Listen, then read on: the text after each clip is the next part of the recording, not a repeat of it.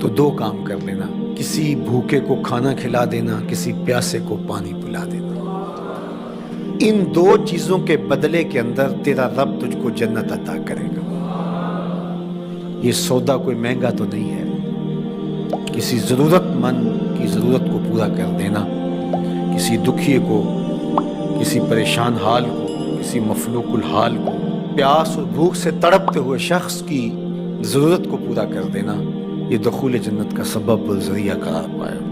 آقا کریم علیہ السلام نے ارشاد فرمایا، 3 اشخاص ہیں اللہ قیامت کے دن ان کے ساتھ ہم کلام نہیں ہوگا اور نہ ان کی طرف نظر رحمت سے دیکھے گا۔ ان 3 اشخاص میں سے ایک شخص کا ذکر کیا کہ ایسا شخص جو کسی ارض فولاد میں، کسی جنگل میں، کسی اجاڑ میں تھا اور اس کے پاس پانی موجود تھا، اور کوئی اور شخص بھی اس جنگل میں پھنسا ہوا ملا تو اس نے اس سے 2 گھونٹ پانی مانگا، حالانکہ اس کے پاس اتنا پانی تھا کہ اگر 2 گھونٹ پانی دے دیتا تو اس کے پاس تو پانی پھر بھی موجود رہتا، لیکن اس نے اس ڈر سے کہ ابھی میرا سفر لمبا ہے تو میں اس کو کیوں دوں، تو اس نے پانی نہیں دیا۔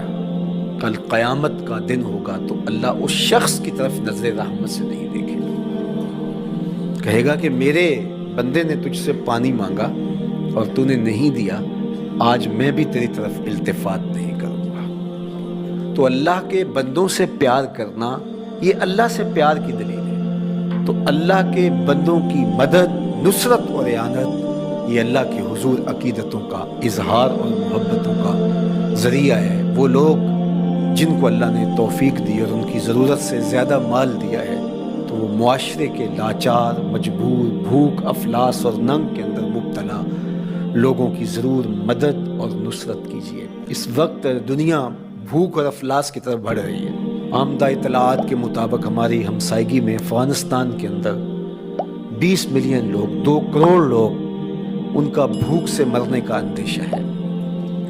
اسی طرح روہنگیا کے اندر زندگی جتنی کٹھن ہے اور جس اذیت میں وہ لوگ زندگی کاٹ رہے ہیں، اسی طرح یمن کے اندر جو کچھ ہو رہا ہے اور شام کے اندر ہم اپنی آنکھوں سے مناظر دیکھیں، 50 لاکھ کے قریب لوگ سخت سردی کے اندر اذیت میں پڑے ہوئے ہیں۔ زیادہ تعداد بچوں کی ہے اور یتیموں کی ہے، بیوگان کی ہے، بوڑھوں کی ہے، مفلوق الحال لوگ جبر مسلسل کی طرح زندگی کے دن کاٹ رہے ہیں۔ ہمارے تھر کے اندر دیکھیے، زندگی کی بنیادی سہولتیں بھی ان کو نصیب نہیں ہیں۔ جس کٹھن اور تلخ زندگی سے وہ لڑ رہے ہیں، وہ زندگی گزار نہیں رہے، زندگی کاٹ رہے ہیں۔ ان کی سانسیں نیزوں کی انیاں ہیں۔ اذیت، تکلیف، بھوک، ننگ، افلاس، فاقے، بے چینی، اضطراب، دکھ، محرومیاں، ذرا ان سب بے بس، مجبور اور لاچار لوگوں کا ایک تصور کیجئے، اور ہم اپنے گھروں کے اندر جو آسودہ زندگی بسر کر رہے ہیں، تو کیا ہمارے اوپر لازم نہیں ہے کہ اللہ کا شکر بھی ادا کریں اور ان لوگوں کی مدد کے لیے مقدور بر اپنا کردار بھی ادا کریں؟ اللہ امت مسلمہ پر آسانیاں پیدا فرمائے۔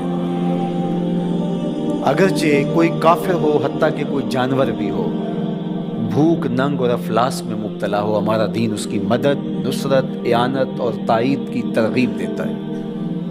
ہمارے مذہب کا ہمارے لیے حکم ہے کہ ضرورت مندوں کی ضرورت کو پورا کرو، اس کا مذہب پوچھے بغیر، اس کا مسلک معلوم کیے بغیر، اس کی ذات پوچھے بغیر، اس کی شہریت پوچھے بغیر۔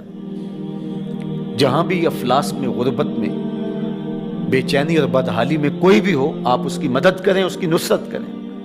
جنت کی قیمت بتائی حضور نے کہ اگر تو جنت چاہتا ہے تو کسی پھنسے ہوئے کی گردن چھڑانی ہوگی یا کسی غلام کو آزاد کرنا ہوگا، اور اگر تیرے پاس یہ ہمت نہیں ہے، تیری مالی صورتحال ایسی نہیں ہے کہ تو غلام آزاد کر سکے، کسی مقروض کا قرض ادا